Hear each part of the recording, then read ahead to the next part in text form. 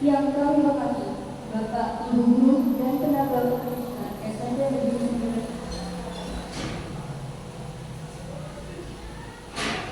Alhamdulillah, pada ini hari Kamis tanggal 22 Agustus tahun 2024 kita dipertemukan dalam kegiatan aksi nyata diseminasi budaya positif yang akan disampaikan oleh calon guru penggerak angkatan 11 SMP Negeri 9 Kota Surakarta.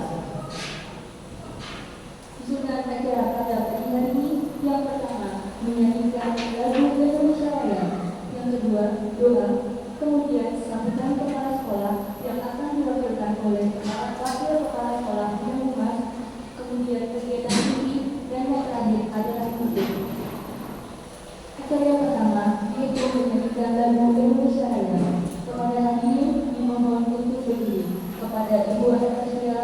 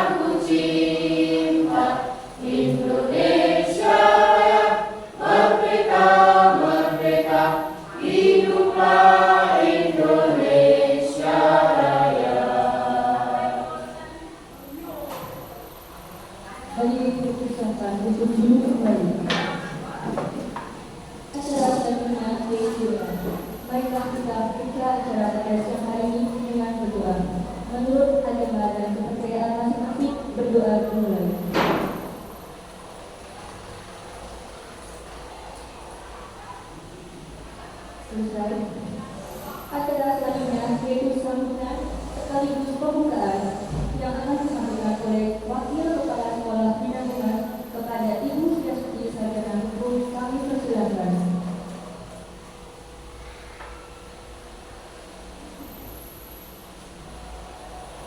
Terima kasih. Bismillahirrahmanirrahim. Assalamualaikum warahmatullahi wabarakatuh. Bapak, Ibu Guru, calon guru penggerak angkatan 11 SMP di 9 Kota Surakarta yang saya hormati, Bapak, Ibu Guru, serta staf tata usaha SMP Negeri 9 Surakarta yang kami hormati pula. Marilah sebelumnya kita panjatkan puji dan syukur kehadiran Allah SWT. Alhamdulillah pada sore hari ini kita bisa hadir dalam acara aksi nyata diseminasi budaya positif calon guru penggerak angkatan 11 SMP Negeri 9 Kota Surakarta yang terdiri dari Bapak Muhammad Siddiq Wibowo, Ibu Anastasia Ratna Widianti, dan Ibu Nur Ramusanti. Bapak Ibu, bahwa SMP 9 alhamdulillah pada angkatan 11 ini bisa masuk calon guru penggerak 3 dulu mudah-mudahan ini akan bisa menjadikan motivasi bagi guru yang lain untuk bersemangat mengikuti angkatan selanjutnya, dan mudah-mudahan juga SMK Negeri 9 Surakarta nanti angkatan yang ke-12 ya berikutnya ada yang nyantol menjadi calon guru penggerak, sehingga menjadi satu kekuatan tim guru, tim pengajar dari SMP Negeri 9 Surakarta, sehingga akan bisa membawa kemajuan bagi SMP Negeri 9 Kota Surakarta yang tercinta.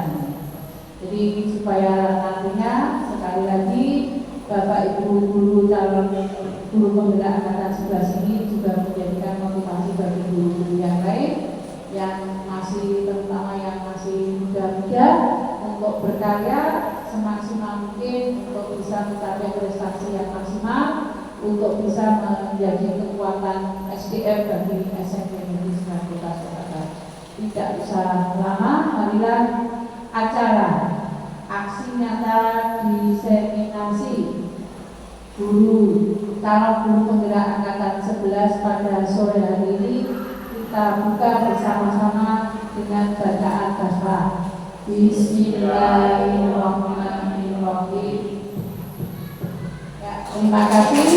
Sukses untuk Bapak Ibu semua.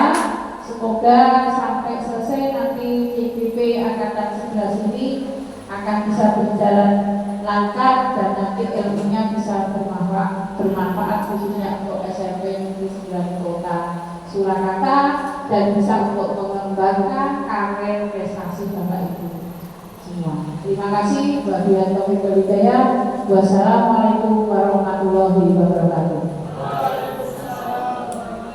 Terima kasih kepada Ibu Yasuni untuk sambutannya atas sambutannya. Acara selanjutnya yaitu kegiatan inti yang akan dipandu oleh Ibu Anastasia Nasudianisi. Kepada beliau waktu dan tempat kami persilakan. Baik, terima kasih Bapak Ibu. Gimana kabarnya hari ini? Luar biasa. Oke, di sini sudah ada, yuk senyum 10 detik. Ada Bapak sama teman sebelahnya, saling berpandang. Itu mungkin bisa sambil berdiri.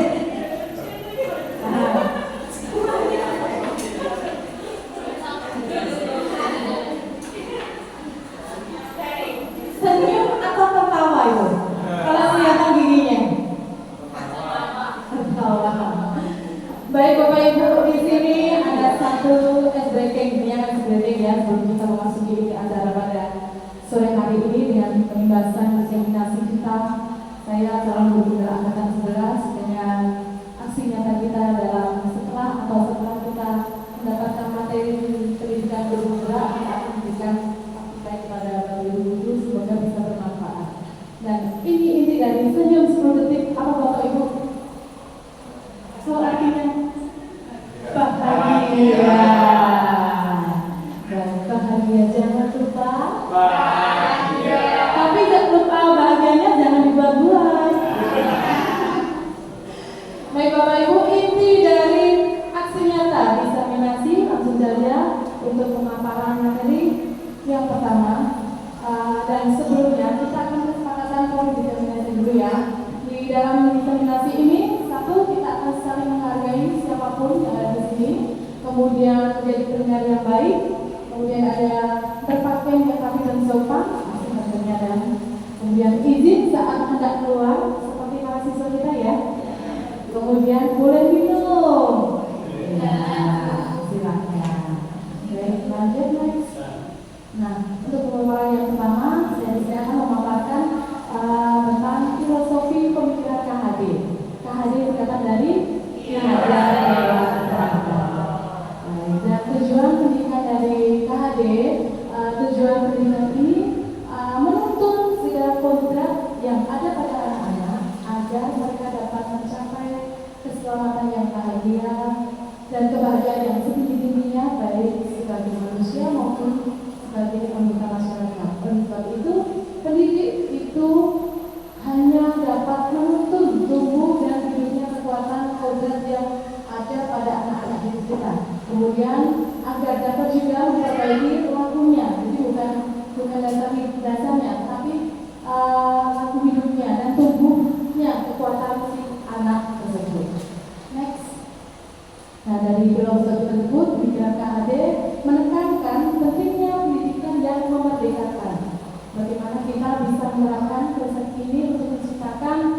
budaya positif yang mendorong kemandirian dan juga serta tanggung jawab pribadi. Dan untuk selanjutnya kita harus tahu dulu apa itu budaya positif. Mungkin dari Bapak Ibu guru dan apa itu budaya positif? Ya, Pak Kakak.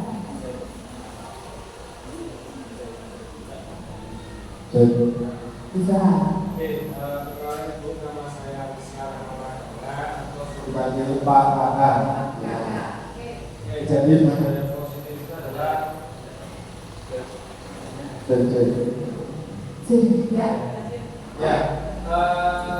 kebiasaan ya atau nilai dari penerapan yang ada di sekolah kita. Jadi niat dan kebudayaan ya kebudayaan ini adalah bersifat untuk berpihak, jadi tidak ada sifat untuk memaksa atau mungkin mengintimidasi ya, mengintimidasi ya. Mungkin ataupun tata tertib yang di situ ada poin-poin seperti itu. Menurut saya Betul sekali Pak Kakak. Pertama untuk Pak Kakak, budaya positif itu adalah apa yang dikatakan Pak Kakak dan betul sekali. Budaya positif tentunya pasti budaya positif yang ada di sekolah ya, dan kita sebagai guru, yaitu nilai atau kebiasaan-kebiasaan di sekolah yang berpihak pada murid agar apa? Mereka para peserta didik dapat berkembang menjadi pribadi yang kritis dan juga hormat serta bertanggung jawab pastinya sesuai dengan profil pelajar Pancasila. Baik, terima kasih Pak Kakak. Lanjut, dan konsep utama budaya positif yaitu dalam membangun budaya positif di sekolah dapat menyediakan lingkungan-lingkungan yang bagaimana positif, aman, dan nyaman, serta siswa diharapkan mampu berpikir serta bertindak serta juga dapat mencipta dengan merdeka kebebasan mereka dalam belajar. Ada juga mandiri dan juga bertanggung jawab. Dan disiplin ini juga sangat berkaitan dengan kontrol guru terhadap siswa. Lanjut. Nah, sekarang Bapak Ibu boleh berdiri. Nah, boleh berhadapan-hadapan. Kita bikinkan bracket biar tidak tegang. Nah, di sini ada salah satu dari Bapak Ibu melakukan mengepalkan tangan, salah satu dari Bapak Ibu guru. Nah, mengepalkan tangan. Ya, salah satu aja. Ya, mengepalkan tangan yang nah, boleh? Ya, bayangkan kepala tangan itu berarti kan memegang sesuatu. Ya, bayangkan Anda mendapatkan dengan mengepalkan tangan itu memegang sesuatu yang sangat berharga bagi Anda, bagi penjenengan semuanya. Ya, sesuatu yang sangat penting sekali di hati, di hidup penjenengan semuanya. Nah, kemudian dari kepala tangan tersebut ada salah satu Bapak Ibu guru yang di depan penjenengan ingin mengetahui. Ya, dengan cara bagaimanapun wis pokoknya dibuka, ini. Nah, kalau itu merupakan keyakinan sesuatu yang berharga bagi pendengar semuanya, apa yang harus Anda lakukan? Nah, dikepal, betul. Menepal, coba. Nah, sesuatu yang sangat berharga bagi Anda. Nah, ya, sampai berhasil. Kira-kira bisa nggak? Bisa nggak? Sampai berhasil. Kalau itu sesuatu yang sangat berharga. Nah,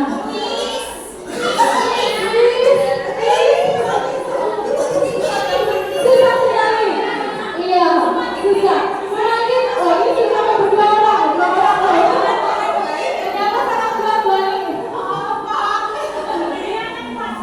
Dirinya keluar, betul. Nah, baik Bapak Ibu, silakan kembali ke tempat duduk. Nah, dari kepalan tangan tersebut, menurut Bapak Ibu, itu melakukan latihan ini tujuannya untuk apa?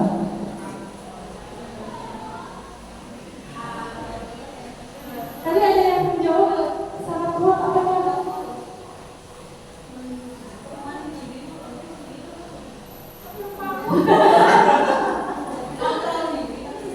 pendiriannya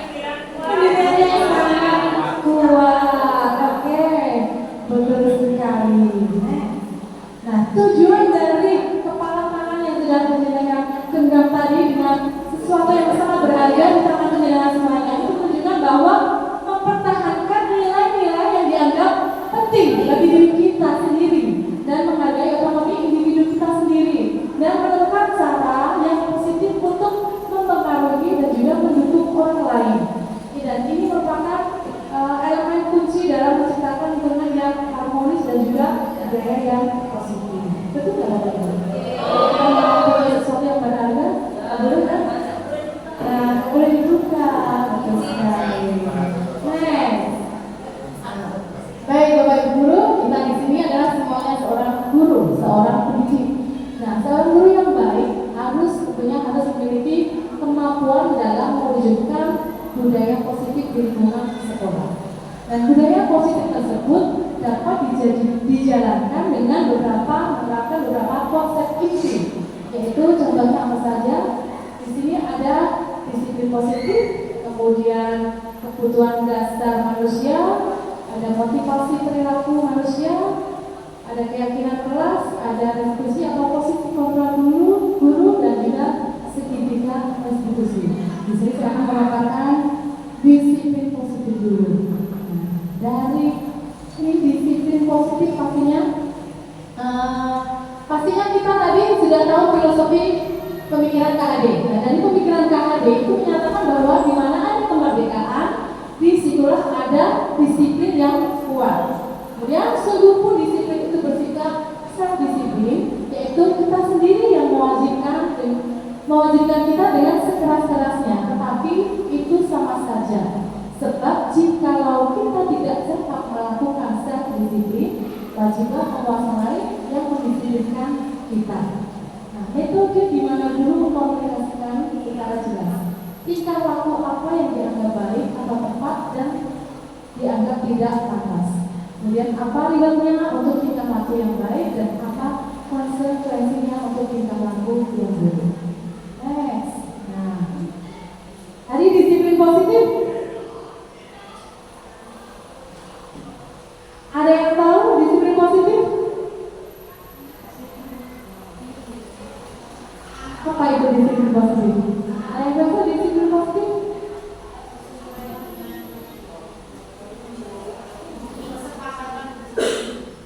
Ya Bu, menurut saya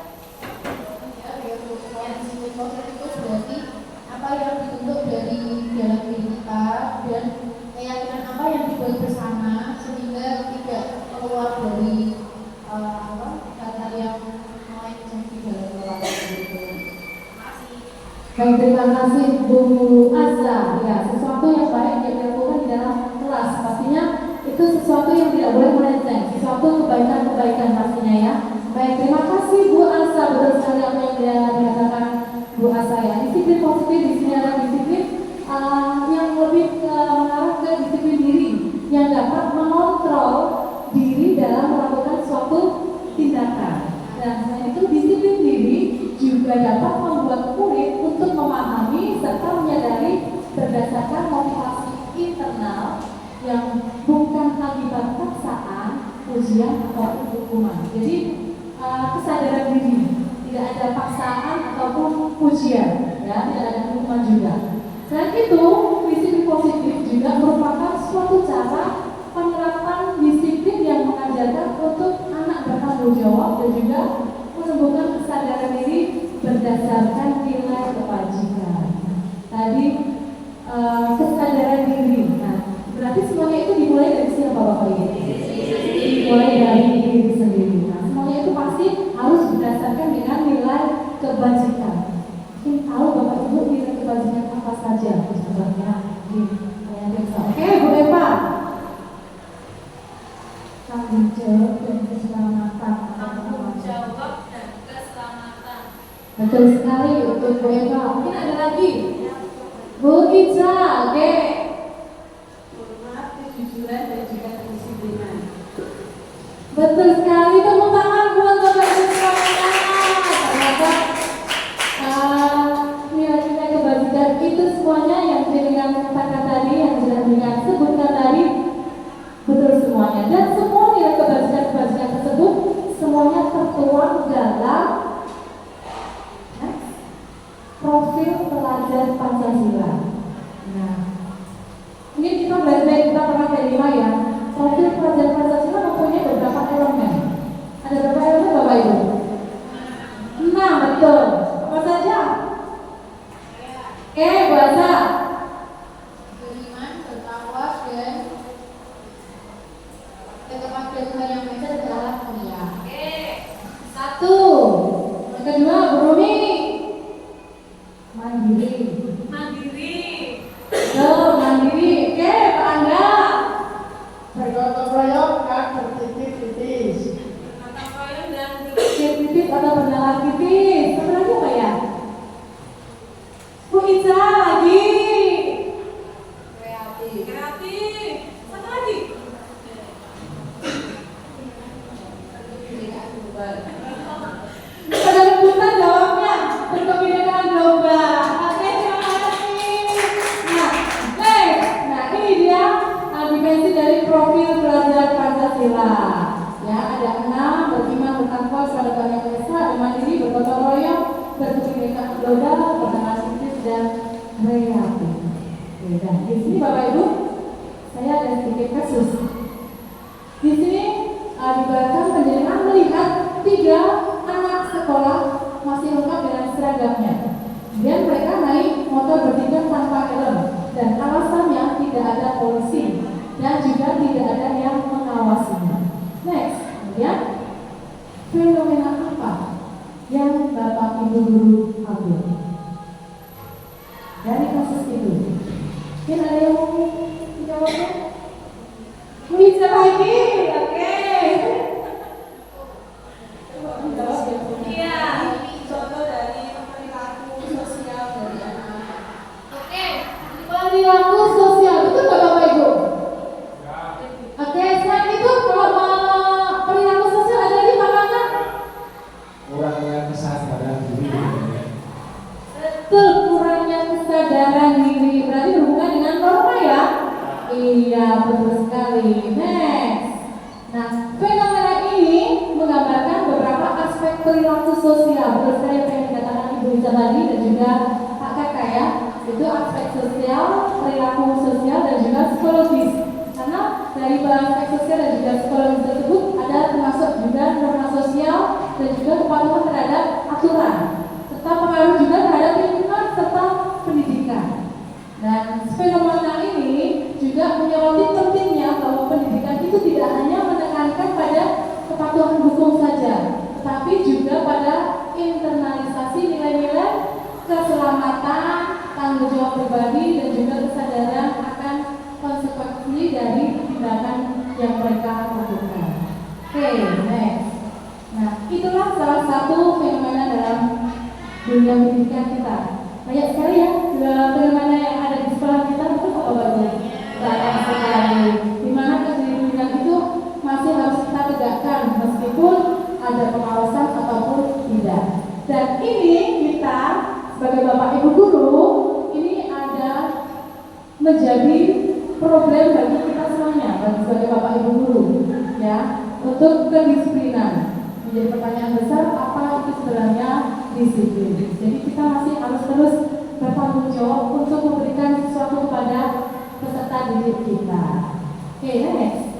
Nah, disiplin positif dengan disiplin biasa.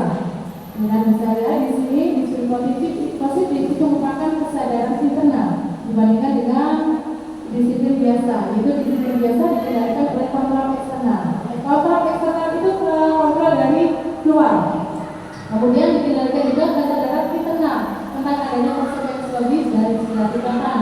Dari disiplin biasa itu dikendalikan oleh hukum atau imbalan. Kemudian ada fokus pada pembentuk perilaku, ada fokus pada perilaku, kemudian perilaku yang dibuat bersama peserta didik itu peraturan yang dibuat oleh otoritas. Kemudian ada kesadaran jangka panjang dan juga ada kesadaran jangka pendek. Kemudian disiplin positif itu menunjukkan bahwa perilaku yang tidak disiplin merupakan kesempatan untuk mengajarkan karakter. Kalau disiplin biasa itu pelanggaran dianggap sebagai ancaman yang mengganggu. Dan di sini kita sebagai guru, peran kita sebagai apa? Detektif yang senantiasa memahami buku dari guru untuk disiplin positif. Kalau disiplin biasa, guru berperan sebagai hakim atau polisi. Itu nanti ada hubungannya dengan apa nanti yang kontrol, posisi kontrol guru. Next. Nah, dari penelitian ini para ahli juga menyebutkan bahwa kemampuan untuk menunda kesenangan atau to-delayed gratification merupakan kunci kesuksesan yang tidak tergantikan. Dan dari dua cerita tadi yang saya sampaikan, itu merupakan kunci sukses untuk kita menjadi sukses ya. Untuk sukses itu adalah disiplin. Ya, dari disiplin seperti apa yang bisa menjadikan kita sukses, yaitu adalah disiplin yang kita lakukan tanpa pengawasan. Kira-kira bisa menguasai diri nggak kita Bapak Ibu? Insya Allah bisa. Oke, next. Nah, lanjut saya akan memaparkan kebutuhan dasar manusia. Mungkin siapa tahu kebutuhan dasar manusia? Atau pernyataan dulu. Next, Mbak Santi. Di sini ada menyatakan bahwa ketika seorang murid melakukan suatu perbuatan yang bertentangan dengan nilai-nilai kebajikan atau melanggar peraturan, hal itu sebenarnya dikarenakan mereka gagal memenuhi kebutuhan dasar mereka. Tapi dari Bapak Ibu tahu kebutuhan dasar CIMTA. Oke, lanjut next, Bu Santi. Nah, cinta berarti apa?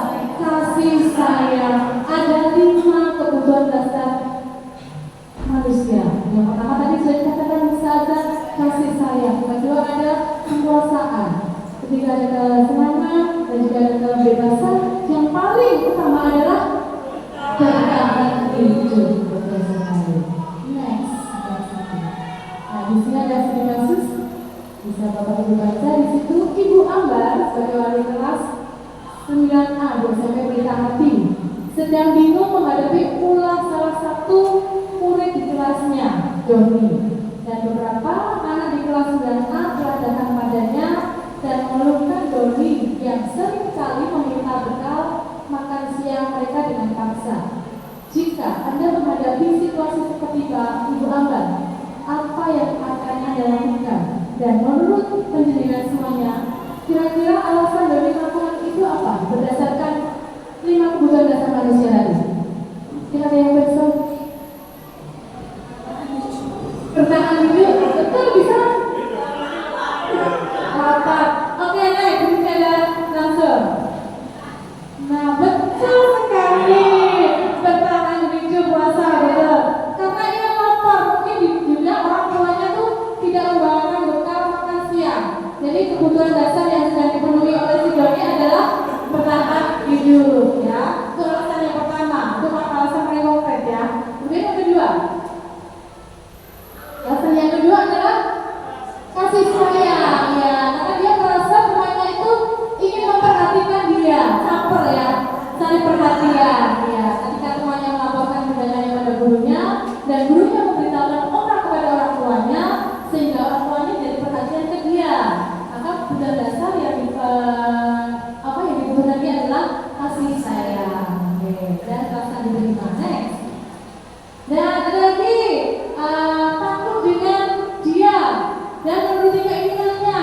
Berarti itu kebutuhan dasar kekuasaan. Betul. Maka sebetulnya dia berusaha memenuhi kebutuhan dasarnya dengan kekuasaan. Next. Yang keempat, alasannya dia merasa bosan dengan bekerja di rumah. Berarti dia menginginkan kebebasan nih, mau makan apa, mungkin diminta masak jalan, mungkin mau minta makan apa, mungkin seperti itu ya Pak ya. Iya, jadi di apa namanya, ditawarin. Iya, betul. Supaya bisa bebas memilih menu makanannya. Oke, lanjut next. Nah, alasan yang kelima yaitu karena iseng saja. Apa berarti? Kesenangan, betul. Iya, karena iseng saja mendengarkan ekspresi wajah teman-temannya yang kesal. Karena diambil makanannya dan menurut dia ekspresi teman-temannya itu lucu. Ya, jadi berusaha untuk memenuhi dengan kebutuhan atau kesenangan. Adakah dari Bapak Ibu kelasnya seperti itu? Ada.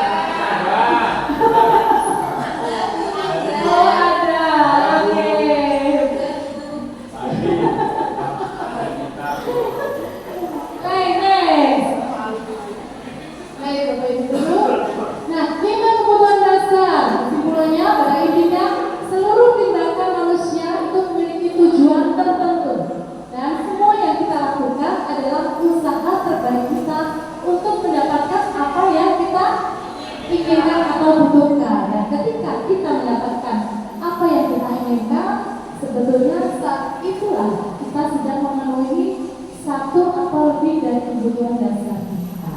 Itu inti dari 5 kebutuhan dasar. Baik Bapak Ibu, untuk materi 2 materi sudah saya paparkan. Selanjutnya akan diteruskan kepada rekan saya untuk pemaparan berikutnya ada Bapak Muhammad Siddiqo. Kami persilakan. Ya, terima kasih Bapak Ibu semuanya. Tepuk tangan buat saudara. Sebelumnya, assalamualaikum warahmatullahi wabarakatuh.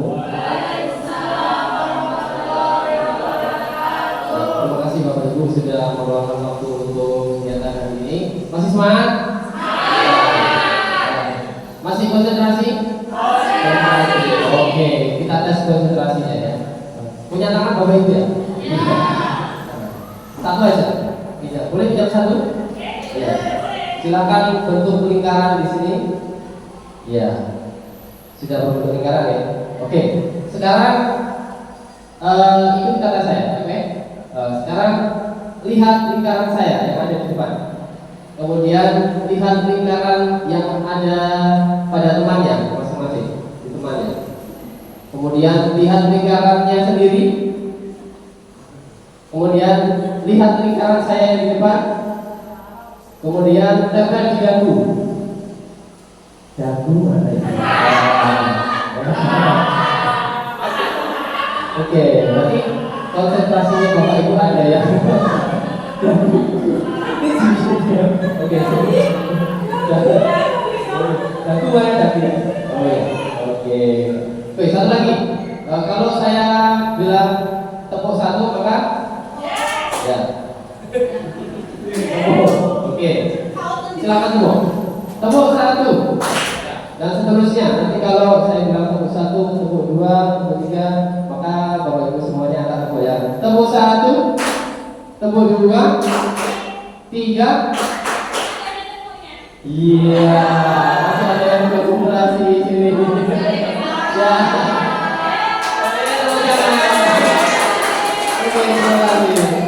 Oke, satu kali lagi.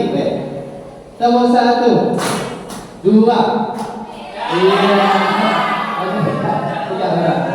Susah ya ternyata ya. Apa namanya mengumpulkan konsentrasi karena sudah sore itu susah. Ya.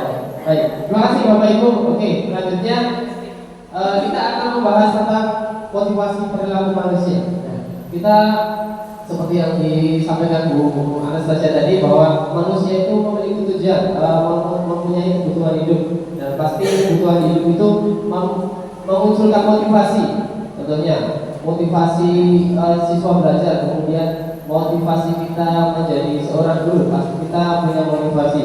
Nah, ada 3 motivasi. Yang pertama adalah untuk menghindari ketidaknyamanan atau hubungan. Yang kedua untuk mendapatkan imbalan atau penghargaan. Yang ketiga untuk menjadi orang yang mereka inginkan dan menghargai diri sendiri dengan nilai-nilai yang mereka percaya. Nah, di disiplin positif yang telah disampaikan atau yang telah dibahas tadi, yang ketiga ini adalah merupakan disiplin positif. Motivasi yang termasuk motivasi intrinsik atau motivasi di dalam diri ya, internal, yang akan berdampak jangka panjang, tidak dipengaruhi oleh dukungan, kemudian ataupun hadiah. Nah, selanjutnya saya mau tanya Bapak Ibu, bagaimana Bapak Ibu guru untuk menumbuhkan motivasi internal pada diri sendiri. Kemudian bagaimana upaya Bapak Ibu untuk menumbuhkan motivasi internal pada peserta didik. Monggo, ada yang mau menjawab? Ya, ya silakan Pak Kakak. Yang pertama, bagaimana untuk menumbuhkan motivasi internal pada diri sendiri, yaitu dengan cara mensugesti diri saya sendiri ya, supaya mampu dan sanggup ya. Tantangan itu adalah pada diri kita sendiri. Kalau kita sanggup mensugesti, kita sanggup, kita bisa, pasti bisa. Tapi kalau kita tidak ada sugesti, bahwasanya sulit ya, nanti jadinya sudah sulit. Terus yang kedua, upaya Bapak Ibu guru menumbuhkan motivasi internal pada peserta D adalah meyakinkan.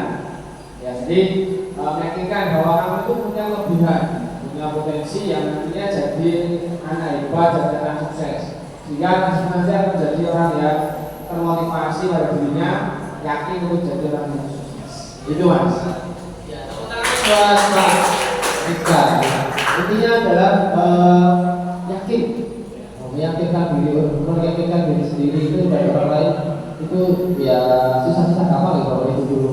Kemudian berpikir positif ya. Kalau saya sendiri selalu berkata pada diri sendiri, lakukan yang baik-baik. Awalnya berpikir yang baik-baik, kemudian berucap yang baik-baik, kemudian lakukan yang baik-baik. Insyaallah hasilnya akan menjadi baik. Begitu ya. Selanjutnya, bila di sekolah Anda tidak ada peraturan yang mengharuskan guru datang tepat waktu, nah ini mungkin Bapak Ibu bisa melihat dari sisi sekitar lingkungan kita, tidak ada teguran dari siapapun dan kemudian tidak ada yang memuji termasuk dari atasan ataupun dari teman sejawat. Nah, apakah kita sebagai guru akan tetap datang tepat waktu untuk mengajar murid-murid kita? Nah, kemudian menurut Anda dari ketiga jenis motivasi tadi, motivasi manakah yang saat ini paling banyak mendasari perilaku murid-murid yang ada di sekolah kita? Ada yang mau jawab?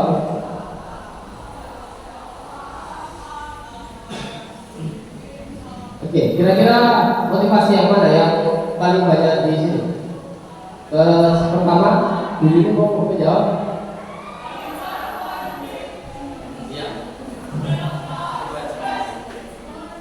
Yang pertama nih Pak,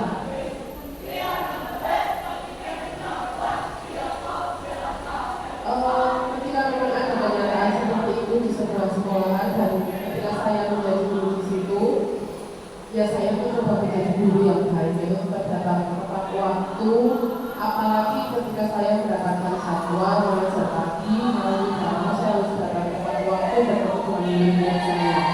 Walaupun tidak ada jadwal pagi pun seharusnya kalau memang jadwal mulai pelajarannya kabin jam 7 ya sebelum itu seharusnya sudah dibuat. Dan untuk yang kedua, kebanyakan yang saya temukan di lingkup kecil saja yang pernah saya ajar itu kebanyakan berdasarkan kesenangan. Begitu. Jadi mereka melakukan itu ya bisa saja. Ya baik, tepuk tangan buat.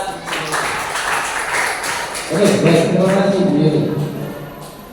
Nah, berarti ini adalah sebuah PR kita ya, supaya kita menimbulkan memunculkan motivasi internal dari peserta didik kita ya.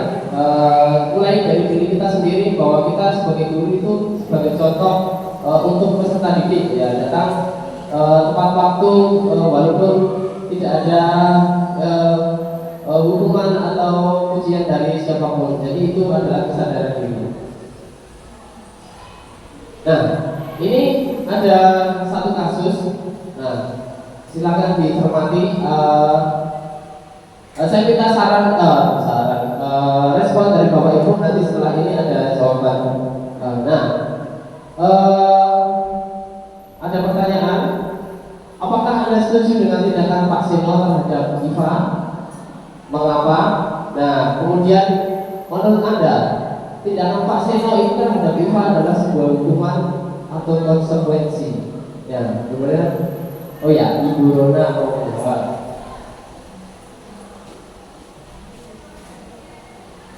Apakah Anda setuju dengan tindakan Pak Seno terhadap Iva? Saya tidak setuju ya, karena nanti mental Iva jadi down karena dia dipermalukan di depan teman-temannya. Kemudian menurut Anda tindakan Pak Seno terhadap Iva adalah sebuah hukuman atau konsekuensi? Menurut saya adalah sebuah hukuman, karena Iva jadi tidak bisa menangkap pelajaran yang diajarkan Pak Seno dan dia merasa telah dipermalukan. Iya, tepuk tangan buat Ibu Rona. Ya. Kadang kita masih bingung membedakan antara hukuman dan konsekuensi. Moga selanjutnya bisa nih. Nah, di sini kita akan berdiskusi apa perbedaan dari hukuman, konsekuensi, dan restitusi.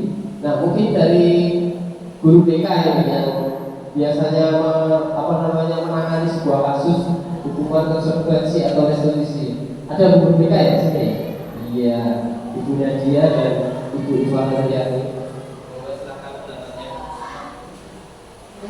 Kalau menurut saya, perbedaan hukuman, konsekuensi, dan restitusi. Kalau hukuman itu satu arah, jadi dari yang memberikan hukuman. Kalau konsekuensi itu sudah disepakati dari pendidik dan guru. Sedangkan restitusi itu bersifat memperbaiki kesalahan peserta didik supaya menjadi lebih baik lagi. Menurut saya. Ya, terima kasih Bu Nadia, tepuk tangan Bu Nadia. Oke, kita lihat di inilah hukuman menurut dosen ya 2004 dosen bukan. Hukuman tidak terencana, artinya apa? Bersifat satu arah. Terus sekali apa yang disampaikan Bu Nadia tadi, bisa merupakan hukuman fisik, psikis atau kata-kata kasar seperti yang ada di kasus yang sebelumnya tadi Iva lagi itu psikisnya ya, karena dia merasakan malu. Kemudian yang kedua konsekuensi bersifat terencana, ya sudah disepakati bentuk-bentuk konsekuensinya dibuat oleh pihak guru atau sekolah. Nah ini biasanya melibatkan semua siswa ya, atau semua warga sekolah. Kemudian restitusi adalah proses menciptakan kondisi bagi murid untuk memperbaiki kesalahan mereka sehingga mereka bisa kembali ke kelompok mereka dengan karakter yang lebih kuat. Jadi restitusi itu lebih ke mencari solusi, betul ya Bapak Ibu ya. Oke, silakan next. Nah, mari kita bedakan hukuman atau konsekuensi. Ya, ini ada beberapa kasus ya. Kira-kira yang nomor satu ini hukuman atau konsekuensi? Ya, coba hukuman. Kemudian yang kedua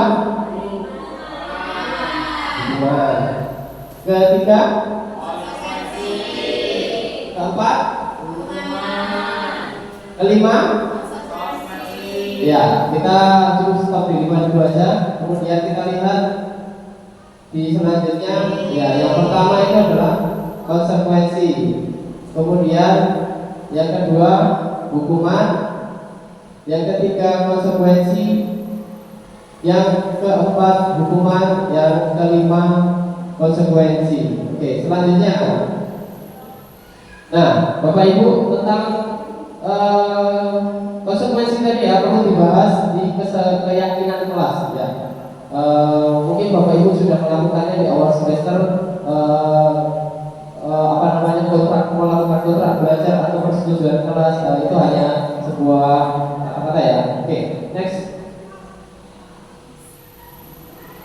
Nah, ada pertanyaan romantik di sini Bapak Ibu. Mengapa keyakinan kelas? Mengapa tidak peraturan kelas saja? Mengapa adanya keyakinan kelas penting untuk terbentuk sebuah budaya positif? Kemudian bagaimana mewujudkan sebuah keyakinan kelas yang efektif? Baik Bapak Ibu, ada yang mau menjawab pertanyaan yang pertama? Oh iya, silakan Pak Angga. Oke, terima kasih. Jadi mengapa bukan peraturan kelas tetapi keyakinan kelas? Jadi kalau kita menekankan dari awal tentang keyakinan kelas itu bisa menunjukkan motivasi diri secara intrinsik dari peserta didik, dan juga nanti bisa juga menimbulkan budaya positif tersebut di kelas. Oke, terima kasih Pak Angga. Tepuk tangan buat Pak Angga.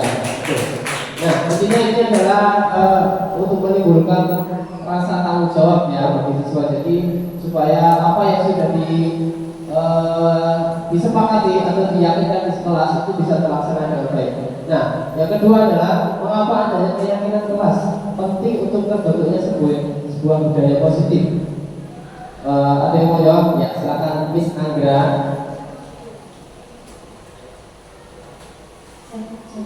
Oke, jadi kalau menurut saya, kenapa keyakinan kelas itu penting? Karena kalau keyakinan kelas itu kan berisikan nilai-nilai kebaikan yang disepakati oleh seluruh peserta didik, yang mungkin berasal dari background atau latar belakang yang berbeda-beda dan sifatnya universal. Kalau sudah diyakini, berarti itu akan lebih memotivasi peserta didik untuk melakukannya, untuk lebih disiplin gitu ya dalam melakukan keyakinan kelas tersebut. Terima kasih. Ya.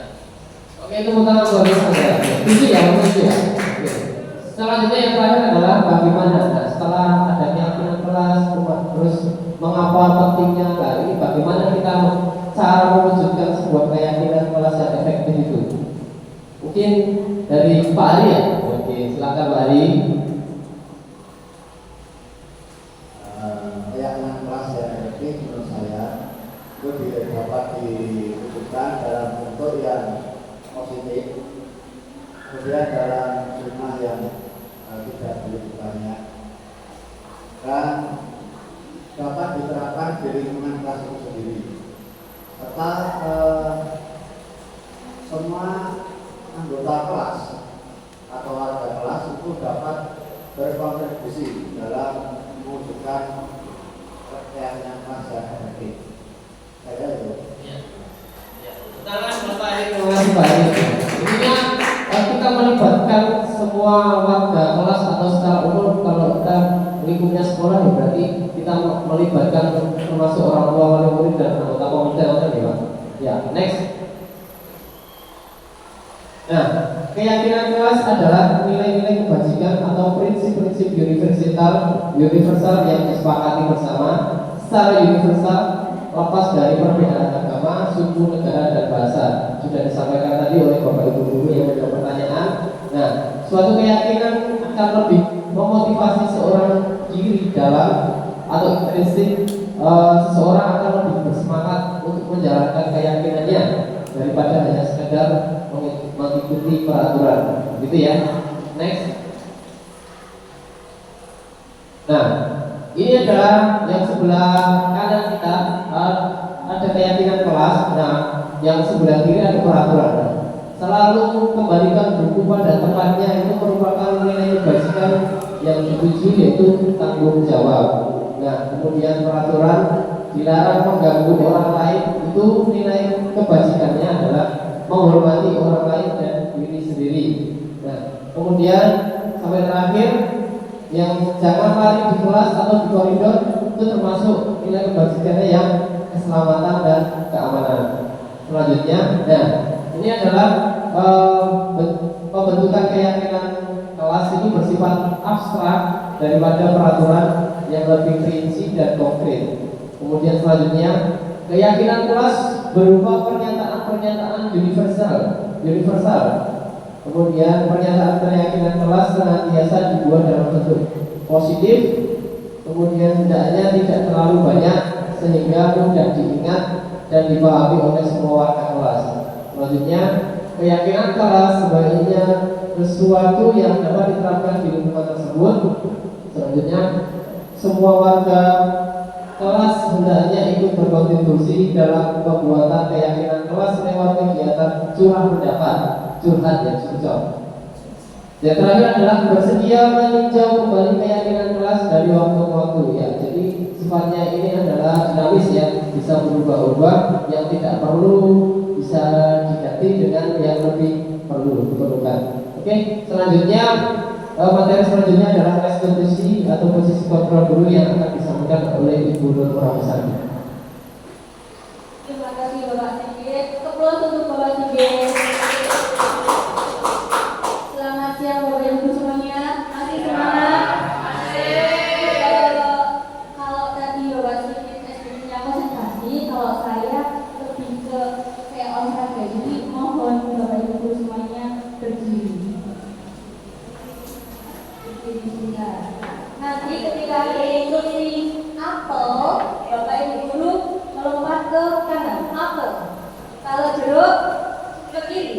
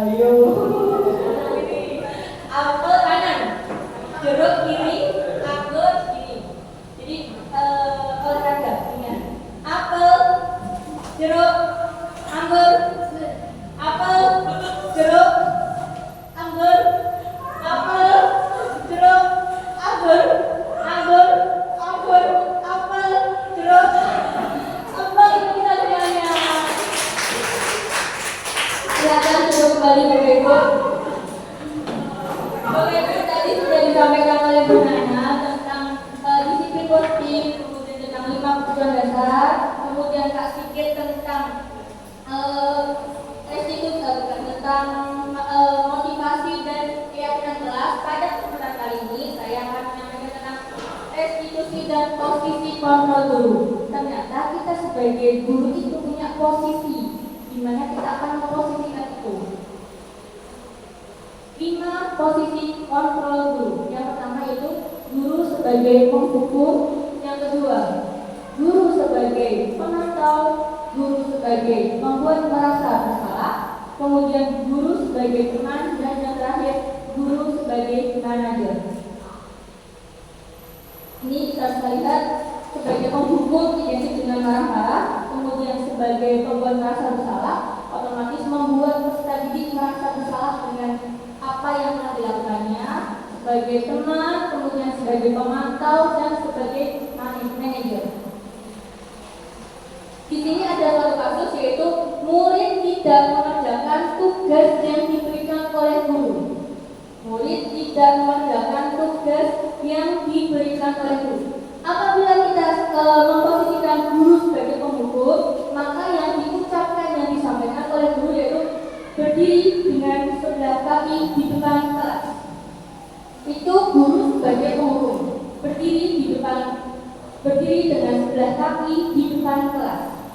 Guru sebagai penghukum. Kemudian apabila guru sebagai pembuat merasa bersalah, yang diucapkan adalah kesekian kali ibu sudah ingatkan, nak, kamu senang ya melihat ibu terus-terusan bertindak seperti ini.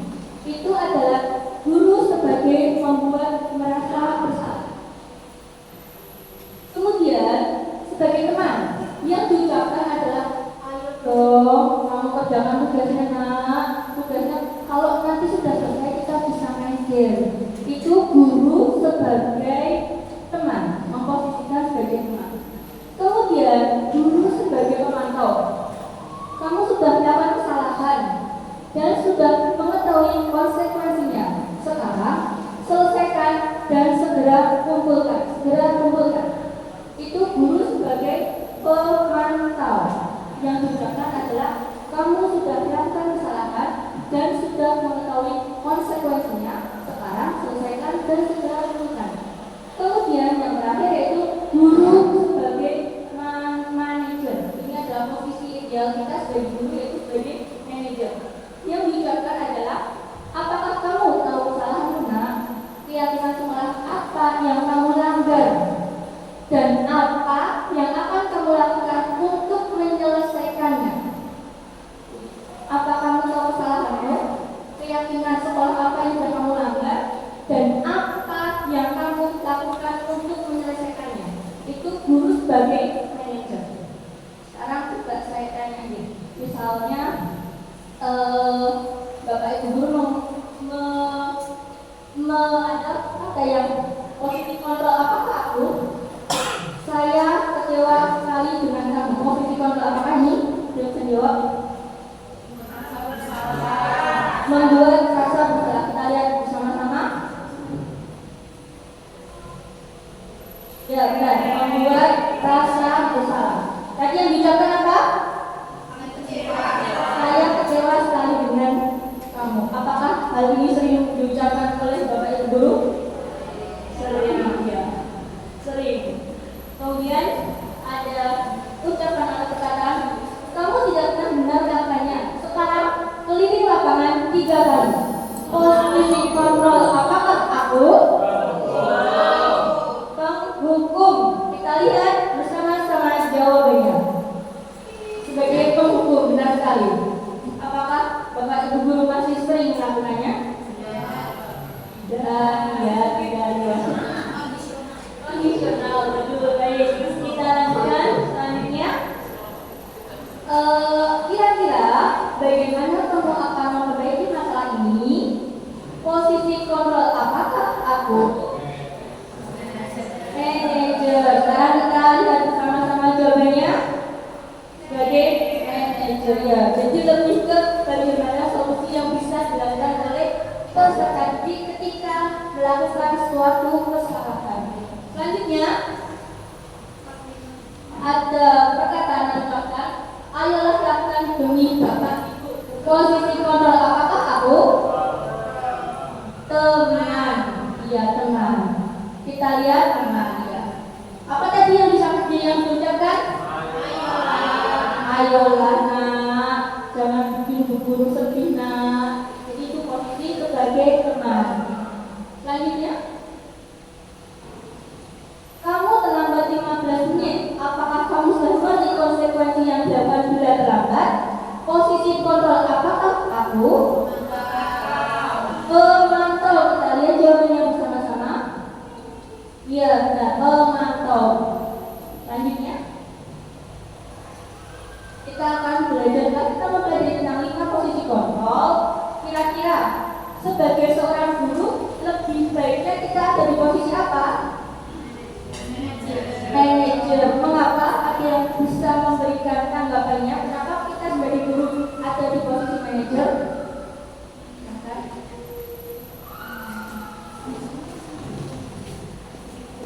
Miss Andra mungkin bisa menjawab.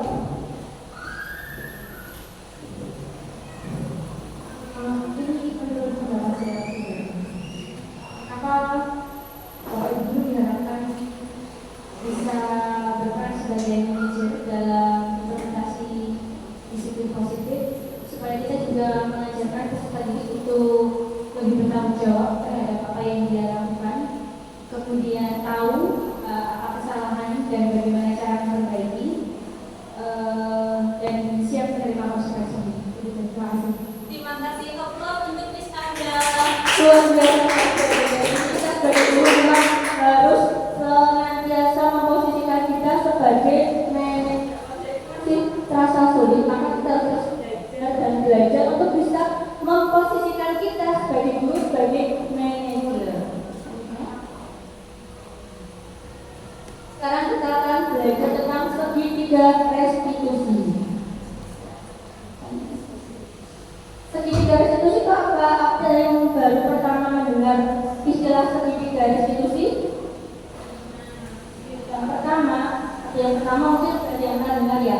Segitiga restitusi yaitu suatu proses dialog yang dijalankan guru atau orang tua agar dapat menghasilkan murid yang mandiri dan bertanggung jawab. Nah, segitiga restitusi bentuknya ini yang pertama yaitu kita menstabilkan identitas. Maksud menstabilkan identitas ini yaitu apabila kita menemui murid yang melakukan kesalahan, kita tanyakan mengapa melakukan kesalahan tersebut. Kemudian kita menstabilkan identitas. Baiknya kita sebagai manusia, bu guru pun misalnya ada kasus anak yang makan di kelas, bu guru pun kalau lapar juga makan, tapi makannya bukan di dalam kelas. Jadi itu kita sebagai guru kita harus mampu menstabilkan identitas bahwa hal itu bukan sesuatu hal yang benar. Kemudian masuk ke validasi tindakan yang salah, kita menyatakan bahwa kalau makan dengan kelas, kita menanyakan kira-kira kalau makan di kelas itu boleh atau enggak, sesuai tidak dengan keyakinan kelas. Itu masuk ke validasi tindakan yang salah, validasi tindakan yang salah. Kemudian setelah kita menanyakan validasi tindakan yang salah, itu yaitu menanyakan keyakinan. Keyakinan kelas apa yang sudah yang sudah kamu sepakati di dalam kelas. Kemudian dari keyakinan kelas tersebut untuk memperbaiki kesalahan apa yang harus kamu lakukan. Jadi ketika kita menemui anak yang bermasalah, lebih baik atau sarannya adalah menggunakan posisi segitiga restitusi. Meskipun sebelum kita mengetahui apa itu segitiga restitusi, kita sudah menerapkannya ketika kita menangani anak yang sedang bermasalah. Itu. Jadi setelah kita menstabilkan identitas, kemudian validasi tindakan yang salah, kemudian menanyakan keyakinan anak tersebut untuk memperbaiki kesalahannya. Menstabilkan identitas.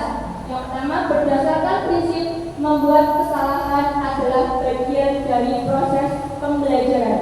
Jadi ketika kita menemukan anak yang melakukan kesalahan, kita harus punya mindset atau pemikiran menyampaikan bahwa anak tersebut sedang melakukan suatu pembelajaran agar tidak mengulangi kesalahan yang telah dibuatnya. Kemudian menggeser identitas gagal ke identitas sukses. Ketika kita menemukan anak itu kan otomatis kadang anak merasa minder, merasa bersalah. Kita menggeser identitasnya, kita meyakinkan bahwa guru pun kalau lapar juga makan, tapi makannya bukan di dalam kelas. Jadi menggeser identitas yang gagal ke identitas sukses. Kemudian validasi tindakan yang salah berdasarkan prinsip setiap pelaku berupaya memenuhi suatu kebutuhan tertentu. Jadi ketika kita melakukan sesuatu atau mulai kita melakukan sesuatu itu adalah berdasarkan prinsip untuk memenuhi suatu kebutuhan. Kemudian guru akan bergeser dan pemikiran stimulus respon menjadi proaktif. Jadi guru berpikir bukan hanya kita sebagai stimulus respon, tapi proaktif membangun mindset atau pemikiran anak, kemudian mengenali dan mengakui kebutuhan murid dan akan memperbaiki hubungan dengan murid. Di fase validasi tindakan yang salah, kita sebagai guru pun akan memperbaiki hubungan dengan murid karena interaksi kita dengan murid ketika kita menerapkan ini akan lebih nyaman karena kita berada di posisi manajer, bukan penghukum, bukan pembuat rasa bersalah. Kemudian lanjut, yang terakhir yaitu menanyakan keyakinan. Apabila tadi sudah ditanyakan keyakinan kelas apa yang sudah melanggar, kira-kira apa yang perlu diperbaiki. Jadi murid akan diberi pertanyaan-pertanyaan bermakna untuk memunculkan motivasi secara intrinsik. Kemudian mampu mengkaitkan keyakinan dengan tindakan yang salah. Jadi misalnya yang sering saya temui adalah di sekolah kita tidak diperkenankan untuk memakai kaos dalam berwarna selain warna putih. Maka ketika ada saya menemui anak didik yang melakukan kesalahan, saya tanya keyakinan yang sudah kita sepakati apa? Kalau pakai baju warna itu boleh tidak? Dan kita membangun. Jadi kita tidak menjudge anak kamu salah, nggak boleh pakai hitam. Jadi ketika anak sudah mampu untuk menyampaikan keyakinannya, maka insya Allah motivasi intrinsik dari dalam diri anak akan muncul. Mungkin cukup sekian. Ada video singkat tentang penerapan segitiga restitusi.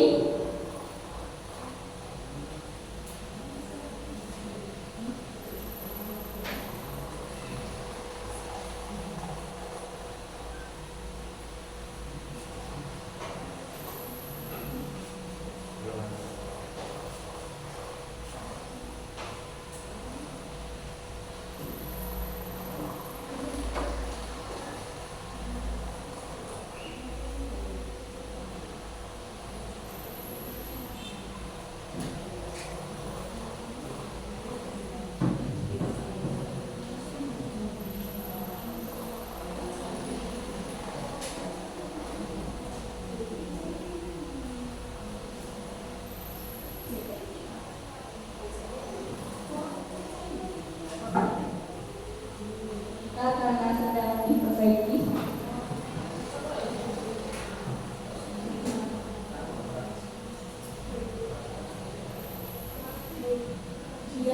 Iya, monggo Pak Anda. Oh iya, ini karena ada lagi suara. Mungkin tadi gambaran tentang segitiga restitusi seperti itu, sudah saya sampaikan bagaimana kita menerapkan segitiga restitusi ketika kita menghadapi atau berhadapan dengan peserta didik yang membuat masalah. Mungkin cukup sekian dari saya, dari kami bertiga. Terima kasih banyak untuk kehadirannya, untuk melaksanakannya. Terima kasih banyak. Wabillahi taufiq wal hidayah. Wassalamualaikum warahmatullahi wabarakatuh.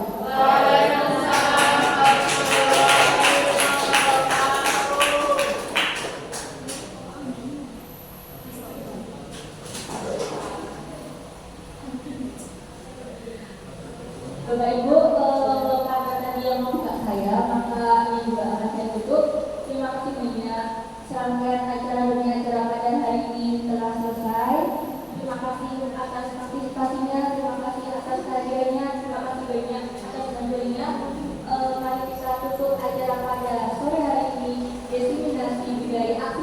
diskriminasi budaya positif, calon guru penggerak pada 11 SMP Negeri 9 Kota Surakarta dengan membaca Alhamdulillah bersama-sama.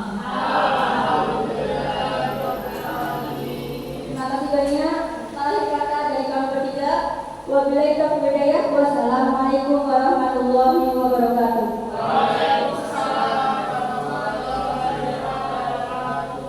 Bapak Ibu, maksudnya jangan bilang dulu karena habis ini akan dilanjutkan oleh Pak